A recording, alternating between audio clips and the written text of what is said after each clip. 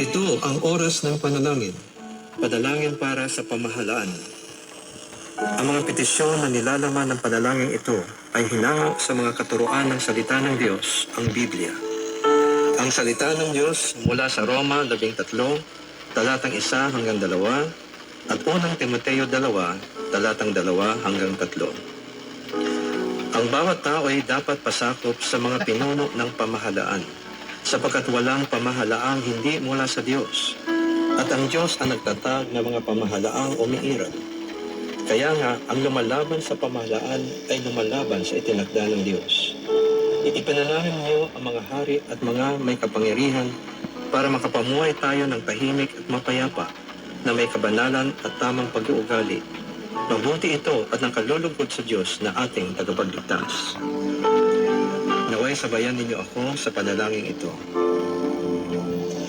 Dakilang Diyos at Ama, dahil Ikaw ang nagtalaga ng aming pamahalaan upang pamunuan at isaayos ang aming sambayanan, ipagkaloob mo sa puso ng aming pamunuan na kanilang gawing gabay ang iyong banal na salita sa paglikha at pagsasakatuparan ng mga batas na may buong katarungan. Iyo silang gabayan sa araw-araw nilang pamumuno at pamamalakad sa aming bayan na kanilang mabisang matugunan ang mga pangangailangan ng mga mamamayan at malutas ang mga maraming suliranin ng aming lipunan.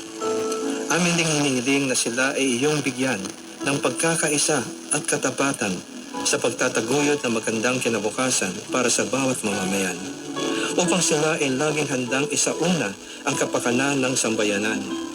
Naway kanilang bigyan ng katarungan ang mga mahina at walang lakas, at huwag payagang maapi ang mga mahirap at walang laban. Sa araw-araw, pangalagaan nawa nila ang sambayanan at kanilang iligtas sila sa kamay na masasama.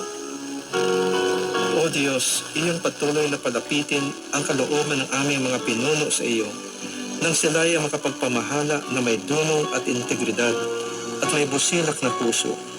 Naway sila ay magsilbing modelo ng magandang asal, katapatan, pagtsatsaga, pagkakaisa, katuwiran at pagmamalasakit sa kapwa.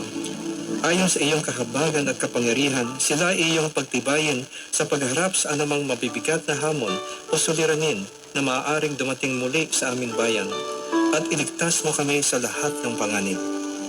Ipagkaloob mo na maharap namin ang anumang hamon ng mapayapa at buo ang loob, dahil ikaw ay kasama namin.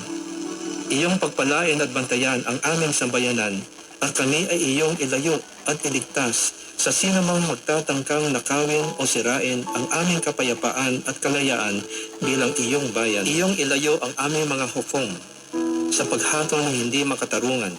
Naway sila ay humatol batay sa katuwiran sa lahat ng oras.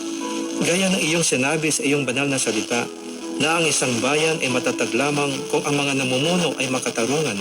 Ngunit ito ay mawawasak kung sa salapi sila ay gahaman.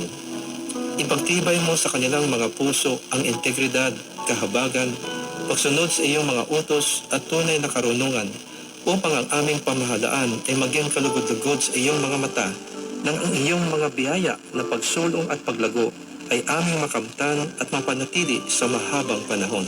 Iyong hikayati ng aming pamunuan at mga mamamayan na palagi ang manalangin sa iyo, at ikaw ay aming hanapin habang kami ay tumatalikod sa aming mga kasalanan, upang kami ay iyong pakinggan at patawarin at pasaganahin ang aming bayan. Aming panalangin na magtiwala sa iyo ang aming mga pinuno, sapagkat ikaw ang pinanggagalingan ng lahat ng karunungan at biyaya. Maraming salamat, Panginoon, sa iyong pagtugon sa aming mga dalangin na ito, sa pangalan ni Jesus.